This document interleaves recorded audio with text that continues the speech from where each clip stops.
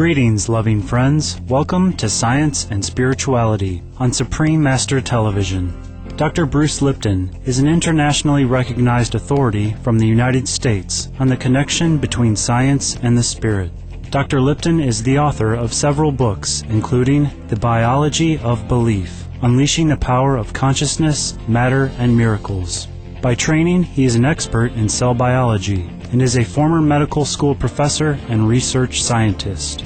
His research work in the 1980s at the prestigious Stanford University, USA, showed that the outer layer or membrane of our cells is the equivalent of our brain. By processing information from the outside environment, the cell's brain can affect changes inside the cell.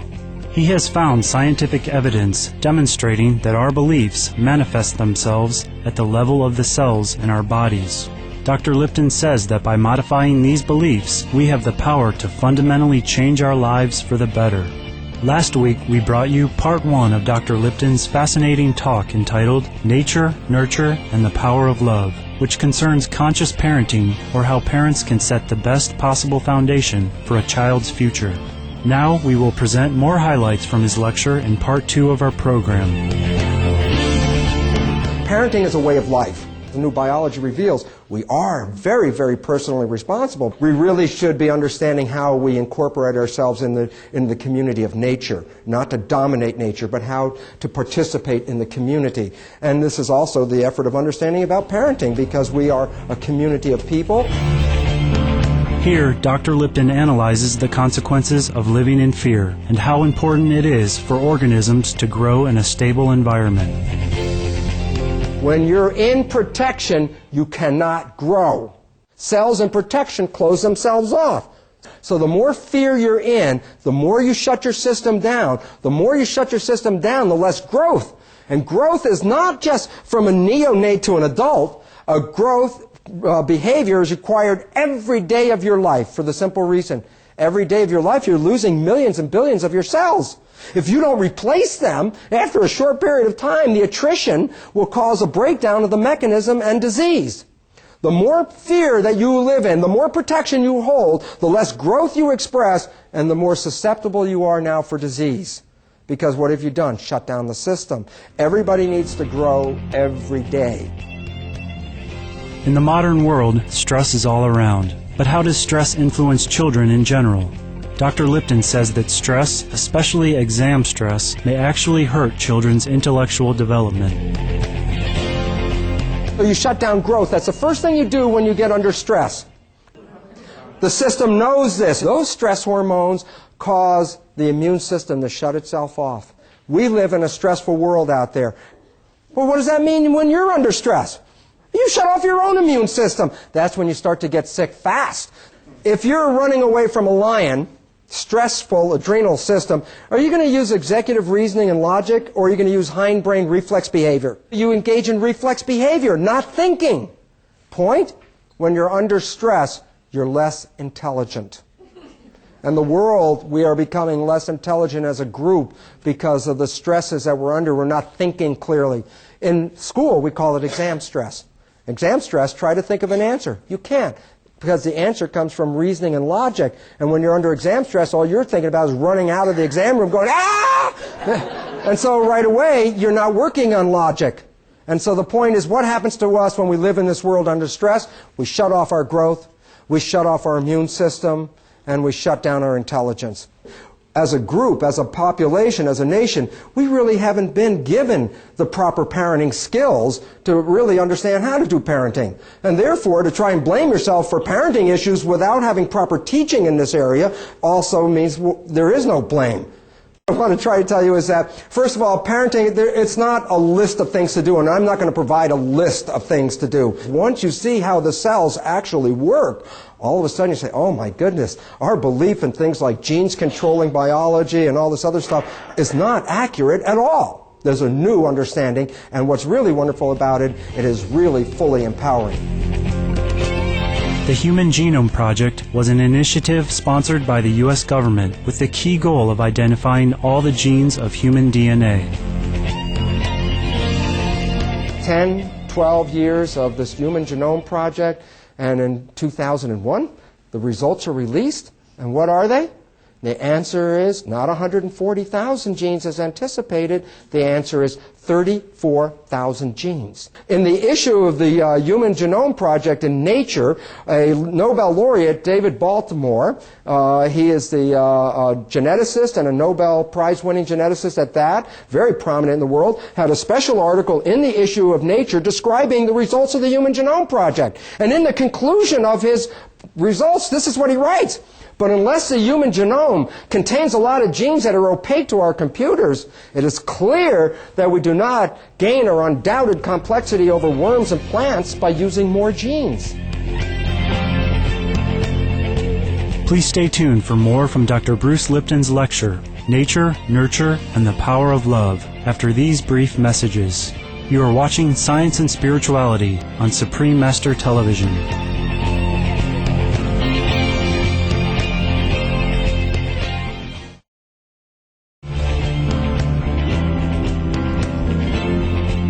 Welcome back to Science and Spirituality.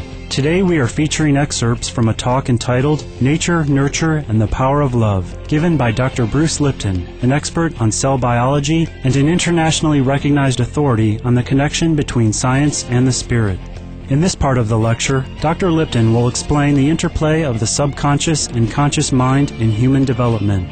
Also, he discusses how a child's intelligence is affected by their prenatal or even preconception environment. We acquire instincts from genetics, and learned habits are stored in the subconscious. And the third level of perception is the conscious mind, which is creative, which is different than the subconscious mind, which is just learned habits. The conscious mind can create new ones. So the conscious mind is really important. The imprints were laid down just before the fertilization. So it's the attitudes of the parents within the few months before that conception that are selecting an imprint that will determine some very fundamental shapes and characters of their future baby. This brain is half the size of that brain. 50% of a child's intelligence can be determined by the prenatal environment and preconception environment. You can shortchange a child's intelligence 50% by living in fear. Conscious pregnancy. It's a very important understanding. So what's going on during the pregnant period between the parents is totally influencing the expression of this child and the future of this child. So rather than our belief that the mother is just providing nutrients, we must add this important fact: she provides information. She provides information about the environment. We're now beginning to realize that the prenatal environmental conditions profoundly change the physiology and development of the child. A new analysis shows that genetic influences may be weaker and prenatal environmental influence is greater than previously appreciated. It has now been demonstrated that intelligence is approximately 48% determined by genes, 52% determined by environment. Meaning, in a completely toxic, noxious environment, you can shortchange the intelligence of your child 50%. Just by your responding to that environment.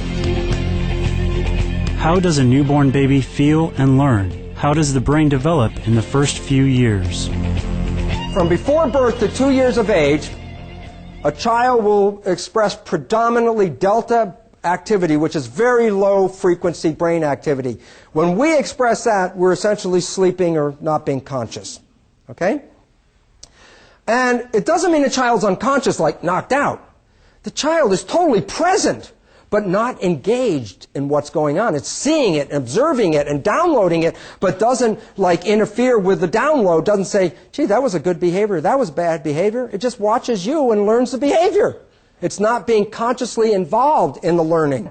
Subconsciousness is not consciousness. Consciousness is creative. Subconsciousness are tapes. Where did you get the tapes? Your subconscious was programmed before birth up through 6 years of age without you even being involved. You learned tapes about how to live. After you get past 6, this development of the prefrontal cortex region here, which is where our central source of consciousness comes from, self-consciousness, self-reflection, is an add-on, really. And as a matter of fact, it's an option. A lot of people in this world don't even use consciousness. The reason is you don't need it. Once you learn the program, it's just repetition. When you are not paying attention to your own consciousness, you are playing tapes that are not even yours. And you don't even see it, because the subconsciousness works imperceptibly. It's so fast that it doesn't even engage consciousness. Finally, Dr. Lipton talks about awareness and community living, which are spiritual in nature.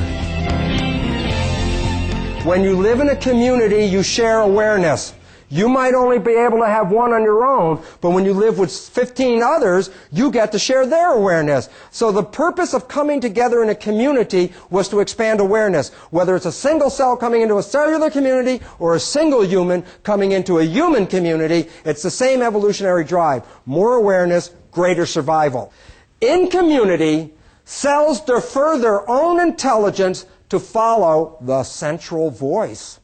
In other words, a community cannot exist if every member in the community does what they want to do. A community exists because we work together for a common goal and a common end. So there's a commonality to the thing, a plan that we're all following, a central voice. We would like to extend our appreciation to Dr. Bruce Lipton for providing his insights on child development and parenting, and for reminding us that above all, love is the most important element in life. Thank you, our caring and intelligent viewers, for joining us on this edition of Science and Spirituality. Now please stay tuned for Words of Wisdom next, after noteworthy news, here on Supreme Master Television. May all children be blessed by heaven and reach their full potential.